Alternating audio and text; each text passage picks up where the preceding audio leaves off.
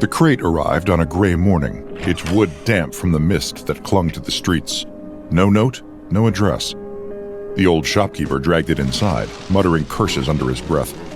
Business had been slow, the candy shop hanging by a thread. Maybe this was some promotional miracle, or a mistake. The crate groaned as it opened, nails straining against the wood. Inside sat a vending machine like nothing he'd ever seen. Mechanical and polished to a gleam, it had a presence that felt wrong. The glass dome at the top revealed rows of perfectly round candies, their colors so vibrant they seemed to glow.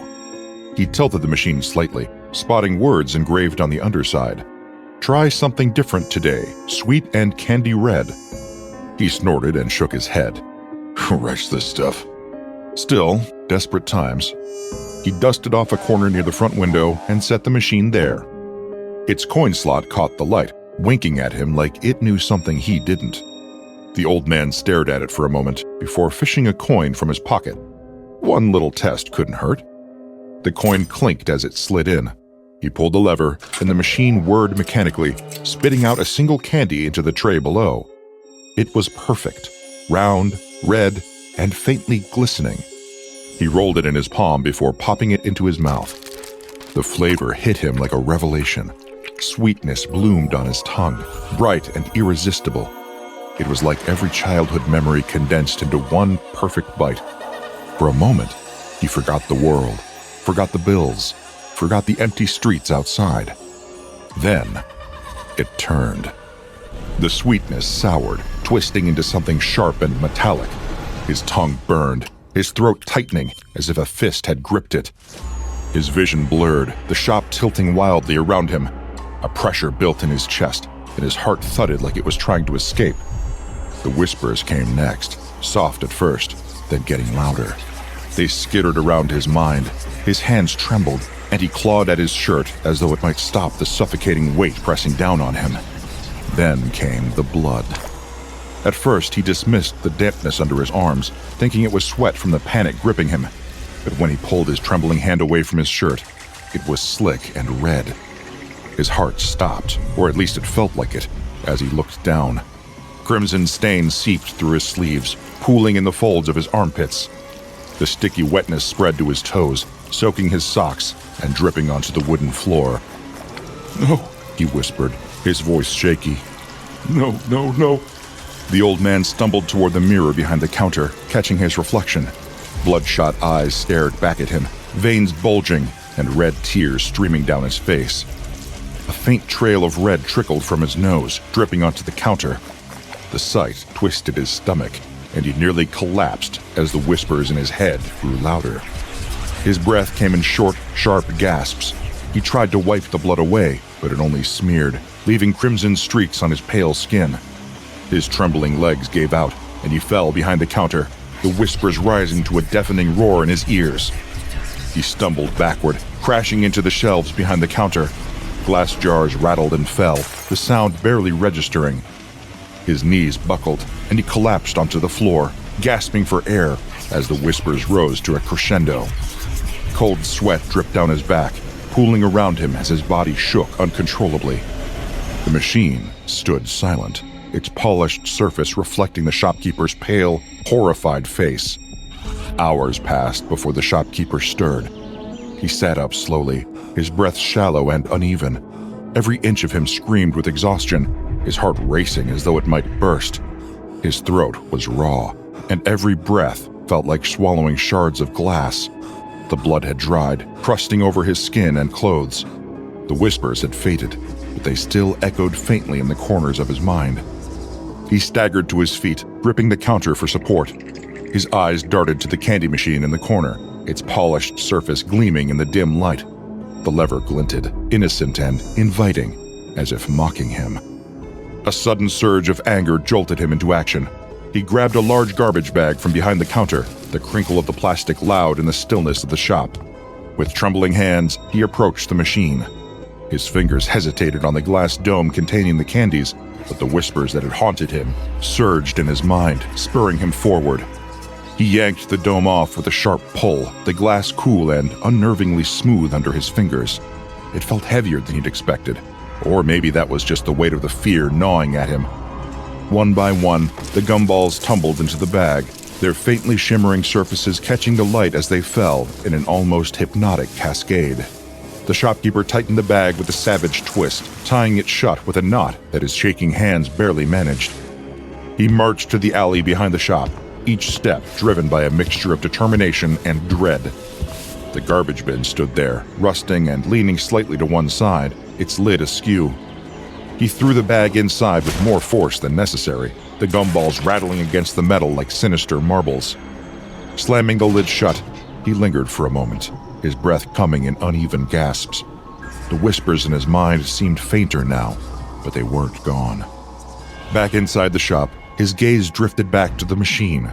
A wrench sat on the counter nearby, and for a moment, the temptation to destroy the machine entirely burned hot in his chest. He grabbed the wrench, its weight familiar and reassuring in his grip. But then he stopped. His knuckles turned white as he stared at the machine, its presence almost daring him to make the first move. What if destroying it made things worse? What if the whispers came back stronger, angrier? The shopkeeper set the wrench down, his hands shaking. "Not yet," he whispered to himself, backing away. The machine remained, gleaming silently, patient as ever. He scrubbed at his arms, smearing dried blood into his sleeves. He could still feel the whispers slithering through his thoughts. Panic started to grip at him. That night, he bolted the shop door and hid in the back room, far from the machine's gleaming temptation. But the next morning, when he mustered the courage to unlock the shop and face the world, his heart sank. The machine was full again, its candy stock replenished as though nothing had happened. The polished surface seemed brighter, its engraving, "Try something different today, sweet and candy red," catching the light with unnerving cheer. The shopkeeper backed away. He swore he heard faint whispers as he fled to the back room. The shopkeeper's mind unraveled day by day. He barely left the back room, haunted by panic attacks and phantom voices. His wife found him pacing, muttering under his breath, or staring blankly at the wall. "You're scaring the customers," she snapped, shoving an order book into his hands. "Stay here if you're going to be useless." She dismissed his warnings as nonsense. Overwork, she told herself. A man his age running a shop without help was bound to take a toll. To her, the machine was a blessing. Customers were curious, drawn to its sleek design and the novelty of its candies. Sales were up, and she had no intention of getting rid of it. One sunny afternoon, a young boy walked into the shop with his mother. He barely noticed the jars of licorice or the rows of sugar sticks. His attention locked onto the vending machine. His small hands clenched his mother's skirt, his voice rising in excitement. "I want that one," he said, pointing at the machine. His mother frowned. "You have plenty of candy at home." "But I don't have that one," the boy whined, tugging harder. His voice grew louder with every protest, drawing glances from other customers. The mother sighed, digging into her purse for a coin. "Fine," she said, her tone weary. She dropped the coin into his eager palm. "But you're not eating it until after dinner, understand?" The boy nodded, already bounding toward the machine. The coin clinked into the slot, and he pulled the lever with all his might. A single candy dropped into the dispenser. He plucked it out, holding it up like a prize. The candy shimmered faintly, its surface glossy and vibrant, almost too perfect. "Thank you, Mommy," he chirped, clutching it tightly as they left the shop. The shopkeeper's wife watched them go, shaking her head. "Kids and their sweets," she muttered, turning back to the counter. She didn't notice the faint hum that lingered in the air, nor the way the machine's lever reset itself, ready for the next customer. That evening, the boy bolted through his dinner, his fork clattering against the plate as he devoured the meal with all the grace of a starved animal. "Can I have it now?" he asked, mouth still half full. His mother sighed, exchanging a glance with his father before nodding. "Go ahead," she said, "but brush your teeth after." The boy didn't wait for further permission. He sprinted to his room, slamming the door behind him. Perched on his bed, he pulled the candy from his pocket. The wrapper crinkled as he took it off, the sound sharp and electric in the quiet room. He held the candy up, turning it in his fingers, marveling at the faint shimmer. With a triumphant grin, he popped it into his mouth. The sweetness hit him like a tidal wave, a syrupy explosion of flavor that made his eyes water. He murmured, savoring it. But then, it changed. The sweetness soured, turning sharp and metallic. A bitterness clawed at the back of his throat, and his stomach churned. Suddenly, a jolt of pain shot through him like an electric shock.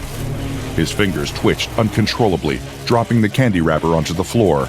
Then, the whispers began. They were faint at first, a low murmur brushing the edges of his consciousness, but they grew louder, insistent, a cacophony of voices speaking in a language he couldn't understand. His hands shot to his ears, trying to block out the noise, but it was inside his head, crawling under his skin. "Stop!" he screamed, his voice high and cracked. "Make it stop!" The shadows in his room seemed to move. His toy cars, neatly lined up on the shelf, rattled as if an unseen hand had brushed against them. His favorite stuffed bear toppled from the bed, its button eyes glinting eerily in the dim light. He scrambled backward, his breath coming in ragged gasps, but there was nowhere to go. Blood pooled under his arms, seeping through his shirt and leaving dark stains on his pajama sleeves. The tips of his socks grew red and damp, sticky with a crimson sheen that spread to the carpet. A sharp sting burned at the corner of his eyes. He wiped at them, but his hand came away smeared with red. "Mom!" he shrieked, but the words were barely coherent. He doubled over, his stomach twisting. Blood dripped from his nose, splattering onto the candy wrapper as his body convulsed. His skin glistened with sweat, streaked with faint trails of crimson. The door burst open, and his parents rushed in. His mother froze in the doorway, her hand flying to her mouth. "Oh my God!" she gasped. His father darted forward, grabbing the boy's trembling shoulders. "What's happening to him?" he yelled, his voice rising with panic. The boy clawed at his father's arms, his wide eyes darting around the room, as though he were seeing something they couldn't. "It's here!" he choked out, his voice raw. "It's here!" The candy wrapper lay discarded on the floor, the faint, sweet smell lingering in the air. The mother picked it up with trembling fingers, staring at it as if it held the answer. But the glossy paper offered no clues, only the lingering promise of something sweet and candy red. The boy's cries echoed through the neighborhood that night, his parents' shouts barely masking the chaos. By morning, everyone had heard the story, or some version of it. Whispers swirled in the corners of the diner and at the general store. "Did you hear about that boy?" someone would ask, leaning in as if the details might vanish if spoken too loudly. "Blood everywhere, they say. And the candy from that machine," another neighbor would add, hushed but eager. The candy shop itself seemed to hold its breath. Fewer parents dared to enter, casting wary glances at the vending machine through the window. But their children, wide-eyed and curious, couldn't resist pressing their noses to the glass. It didn't take long for the machine to claim another child. This time, it was a shy girl with pigtails, her cheeks flushed as she clutched a few coins in her tiny hand. She'd saved every penny of her allowance, eyeing the forbidden candy with growing curiosity each time she passed the shop. Today, her chance had come. Her mother lingered in the bookstore next door, engrossed in a discussion about the latest novel. The girl seized the moment, slipping into the shop as quietly as a shadow. The shopkeeper's wife sat at the counter, poring over a stack of receipts. She barely looked up as the girl approached the vending machine. The girl hesitated, her heart pounding as she slid the coin into the slot. The lever felt cold in her small hand. She pulled it, her breath catching as the candy tumbled into the dispenser. She picked it up, gazing at its shimmering surface. For a moment, she thought she heard a faint hum, but she brushed it off and darted out of the shop, her prize clutched tightly.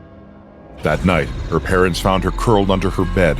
Her hands and feet were crusted with dried blood, the metallic smell filling the room. At first, they thought she'd hurt herself, but a frantic inspection revealed no injuries, just the grotesque patterns of her own sweat pooling and drying in thick, crimson streaks. "Sweetheart," her mother whispered, kneeling to meet her daughter's hollow stare. "What happened?" The girl didn't answer. Her lips moved, but the words were nonsense. Broken phrases and murmurs that made no sense. Tears streamed from her bloodshot eyes, staining her cheeks red. Her parents exchanged terrified glances, their child trembling and unresponsive in their arms. The town's unease deepened when the next incident followed just days later. A boy, known for his boldness and love of adventure, used his pocket money to buy the candy. He was last seen stuffing it into his mouth as he walked toward the woods, a wide grin on his face. Hours passed before his family found him, barefoot and wandering aimlessly through the trees. His clothes were torn, his skin streaked with dirt and blood. His face was pale, his expression blank. "Son, what happened to you?" his father asked, gripping the boy's shoulders, his voice shaking. The boy blinked, his eyes unfocused. His lips quivered as he whispered, "I don't know." His father's grip tightened. "What do you mean you don't know? Where have you been?" The boy looked down at his hands, coated in blood. He held them up, trembling. "Who am I?" he asked softly. His parents stepped back in horror. The boy didn't seem to recognize them, or himself. There were no injuries, no explanation for the blood, only silence, broken by the boy's ragged breathing and his mother's sobs. The shop became a cursed place. Parents yanked their children away from the windows, their warnings growing sharper. "Stay away from there, do you hear me?" A chorus of "Yes, ma'am," and "Yes, sir," followed, but the children's eyes still darted toward the machine, their curiosity gnawing at them. The shopkeeper's wife was no fool. She noticed the dwindling foot traffic and the fearful glances. "It's just a machine," she muttered one evening, sweeping the floor. But that's when the shopkeeper's wife remembered something strange. No matter how many candies the machine dispensed, by morning, its glass dome was full again. At first, she chalked it up to a trick of the mind. Perhaps she hadn't been paying attention. But that same night, after locking up, she emptied the dome herself, pouring every last gumball into a tin bucket. She carried the bucket to the back room, stuffing it into a cupboard and locking the door for good measure. The next morning, the dome was full again. She froze, staring at the machine as a chill crept up her spine. The polished surface seemed to shimmer under the dim shop lights, the coin slot almost beckoning at her. Her hand reached out, trembling slightly, but she pulled back at the last second. "Just my imagination," she whispered, trying to steady her breath, but deep down, she knew better. That night, she left the shop lights on. Meanwhile, the rumors reached further than the town, carried by concerned whispers and unsettling reports. Parents spoke of children drenched in blood that wasn't theirs, of panic attacks and hallucinations.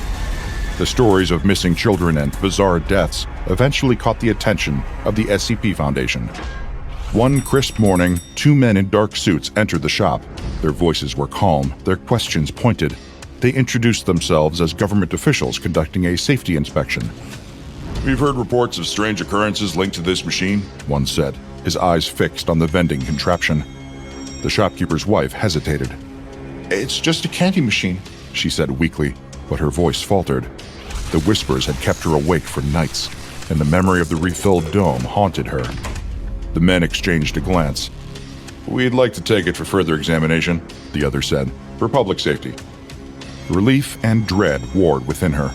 "Take it," she said quickly, almost too eagerly. The Foundation agents moved with precision. A containment team arrived within the hour, disassembling the machine piece by piece. Despite its mechanical simplicity, the process was far from ordinary. The polished exterior resisted their tools, the lever locked stubbornly in place until they used specialized equipment to disable it. As the machine was packed into a reinforced crate, one agent held up the base, revealing the inscription. "Try something different today, sweet and candy red." The phrase dripped with irony, given the chaos it had caused. The shopkeeper and his wife were escorted into a back room. Their memories of the machine, the candy, and the horrors it had unleashed were erased with a simple injection. They would wake the next morning with only a faint sense of something missing. The machine was transported to a secure Foundation site, its mysteries far from solved. Researchers marveled at its infinite supply of candy, its indestructible mechanisms, and the faint hum it emitted in the quiet of the observation chamber. "Where did it come from?" one researcher mused aloud, staring at the refilled dome. No one answered. The machine sat silent, its polished surface reflecting the sterile lights of the containment room. For now, it was contained. But as the whispers began to creep through the facility's halls, one thing became clear. This anomaly, now formally designated SCP-942, was far from finished. The machine, now officially labeled SCP-942-2, was wheeled into a reinforced chamber under the watchful eyes of armed guards and nervous researchers. It sat in the center of the brightly lit room, gleaming under the fluorescent lights. For weeks it remained still, silent, and yet undeniably ominous. Researchers set up constant surveillance. Cameras captured every angle of the machine, but it offered no answers. The dome refilled itself each night with the same crimson-tinted candies. There was no observable mechanism, no hidden compartment. The candies simply appeared. One researcher stared at the monitor, their voice tinged with unease. "It's like it's taunting us." Another shrugged, trying to mask their own nerves. "Or just showing off." The candies, now designated SCP-942-1, were subjected to rigorous analysis. Their composition seemed ordinary at first: sugar, artificial flavoring, food dye, but their effects on living subjects told a much darker story. D-Class personnel were brought in for testing. Each was handed a single candy, instructed to consume it, and monitored closely. The first subject popped it into their mouth, chewing slowly. At first, their expression brightened. "Tastes amazing," they murmured, a faint smile tugging at their lips. But within moments, their demeanor shifted. Their hands trembled, their breathing quickened. They clutched their head, muttering incoherently. Then, the screaming began. "Get them out!" the researcher barked, but it was too late. The subject collapsed, convulsing violently before falling into unconsciousness. The pattern was clear. SCP-942-1 wasn't just candy. It was a weapon, disguised as a treat. Despite strict protocols, curiosity proved to be a dangerous weakness. During a routine experiment, one researcher, fatigued and frustrated, decided to taste SCP-942-1 themselves. Whether it was a lapse in judgment or an act of defiance, the result was the same. The moment they bit into the candy, their eyes widened. At first, they seemed fine. Then they weren't. Their breathing turned erratic. They clawed at their arms, leaving deep red streaks as they screamed about shadows moving in the corners of the room. They stumbled into equipment, their voice rising in hysteria. "They're watching! They're everywhere!" they shrieked before collapsing onto the floor, twitching and muttering incoherently. The incident left the observation team shaken. "That's why we have protocols," the lead researcher said coldly, though their voice betrayed a hint of fear. The researcher was sedated and taken for observation. Their prognosis was grim. Weeks turned into months, but the Foundation's brightest minds were no closer to understanding SCP-942-2. The machine's ability to replenish candy remained a mystery. It defied every attempt to probe its inner workings. X-rays showed nothing unusual. Attempts to dismantle it were met with failure, as tools shattered against its metal frame. SCP-942-2 remains contained in its reinforced chamber, monitored day and night. The candies are carefully cataloged, each piece treated as a potential threat. Researchers continue their experiments, but the anomaly remains an enigma. For now, SCP-942-2 sits silently, its polished surface reflecting the sterile glow of the lab. The candies inside gleam invitingly, their crimson hues promising sweetness and something far more sinister. Whatever its purpose, one thing is certain. This machine, with its endless supply of SCP-942-1, is determined to make dentists and therapists rich.